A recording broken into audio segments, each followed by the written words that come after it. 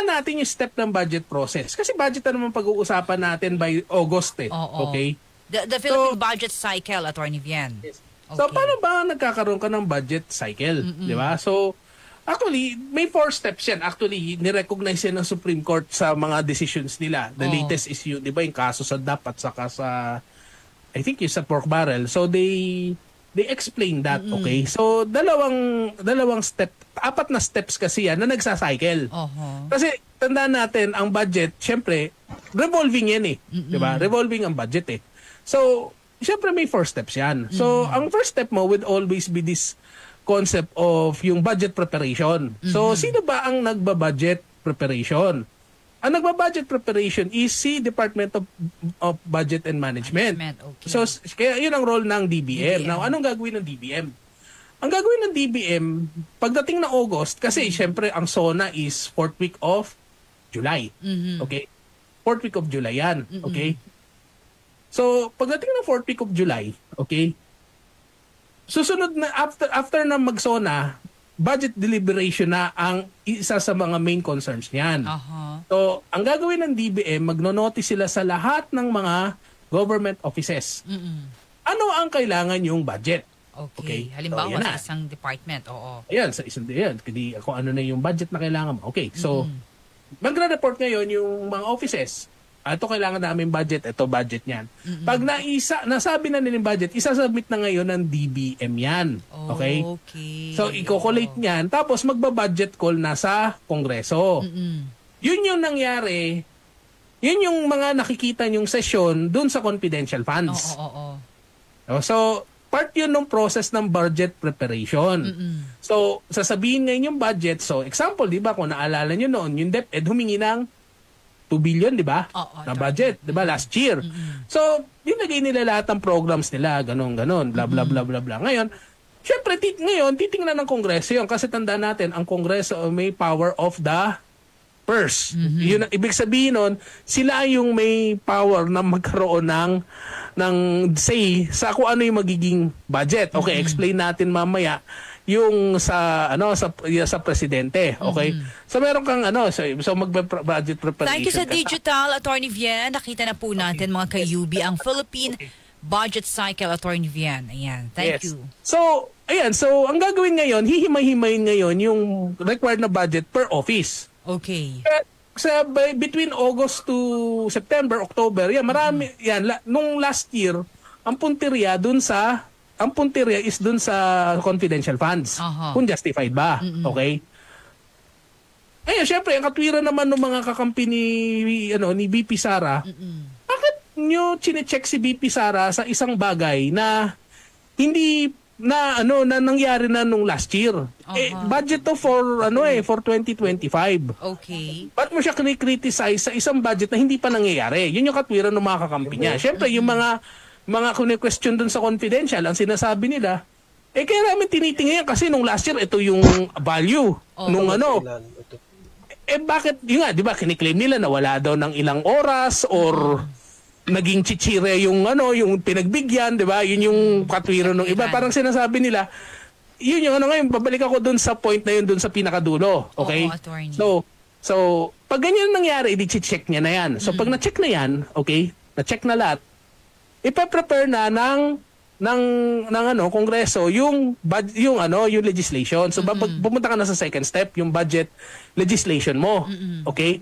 So yun na yung magda-draft ka na ng GA. Okay? So syempre may mga limitations yan sa konstitusyon. Ang unang limitasyon yan is number 1, kailangan manggaling sa treasury, kailangan mo ng batas. So kailangan mo ng GA. Number 2, may mga items sa specific na mga officers like presidente. Presidente by yung speaker, yung Supreme Court Chief Justice. Pwede silang magkaroon ng ibang designation dun sa items. Okay? Pero basta kasi ito lang ang importanteng maalalahanin niyo. Kailangan specified sa budget dun sa batas. Pag hindi na-specify yon, kaya di ba yung pork barrel naging unconstitutional? Kasi nakalagay lang yung pork barrel, isang lump, bibigyan mo yung congressman ng sabi natin 100 milyon. walang naka-item na projects. Bahala si congressman Kung saan ng niya gumastos. dadalhin. Oo. Sabi ng Supreme Court, hindi pwede yon kasi dapat itemized din yung igagawing projects. Oo, tama, Okay? attorney. So, Oo. yun yung sinasabi ng kaya sinasabi lang hindi na pwede na bawal ang hindi pwede ang pork barrel kasi hindi siya itemized eh. Na may mga certain appropriations kailangan yung presidente yung like presidente, chief justice, speaker, senate president, pwede silang magkaroon ng gastusin pero on specific matters lang, okay? So ang mangyayari ngayon, pag karoon ka na ng GAA, so assume natin na na-approve lahat, tapos na-clear lahat ng Pangulo yung kasi di ba nagvi-veto din ng Pangulo diyan eh. Kung may objection siya, pwede niya kasi object yan by item. Hindi tulad kasi ng ibang batas, ang presidente pwede mag-veto. Ang binivito ng presidente generally yung buong batas.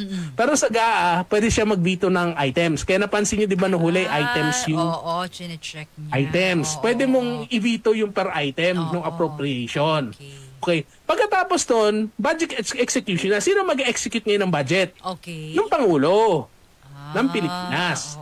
Na-execute dun sa mga departments niya. Okay. Kaya yung sinasabi kahapon, di ba, ng DBM na gustong umattend ni Pangulong Marcos ng Bicameral Conference Committee, hindi pwede yun. Kasi number one, violation ng separation of powers yun. Usapan ng Kongreso yun eh.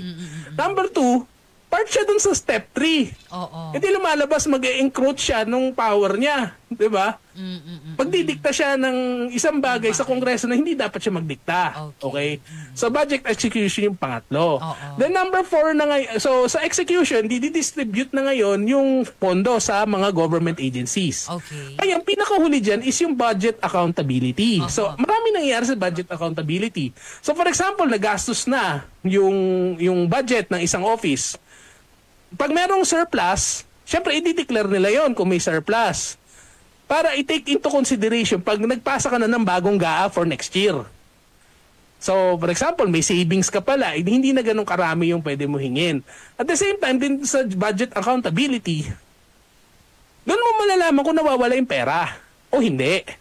So, doon papasok ngayon ang Commission on Audit. Iimbestigahan nila kung nagastos ba properly yung pera. Ngayon, pag nakita ng Commission on Audit na medyo palpak yung pagkakagastos, mag-i-issue sila ngayon ng mag-i-issue ng mga audit observation memorandum. Tapos later on, mag-i-issue na sila ng notice of disallowance. Yung pala yung notice of disallowance. Oo. Yun narinig niyo rin doon sa confidential funds. Ngayon kung naalala nyo, si Senator-elect Marcoleta, hino-hold niya, 'di ba? Siya yung lumalaban, 'di ba, doon sa paggamit ng confidential funds. Kasi 'di ba, there are ordinary funds and there are confidential funds. So, pag sinabi mo kasing confidential funds kasi or intelligence funds, ito yung mga pondo na na ginagamit usually especially ng AFP para makakuha ng intelligence. Kasi syempre, kailangan mo insurgency. Yan ganyan.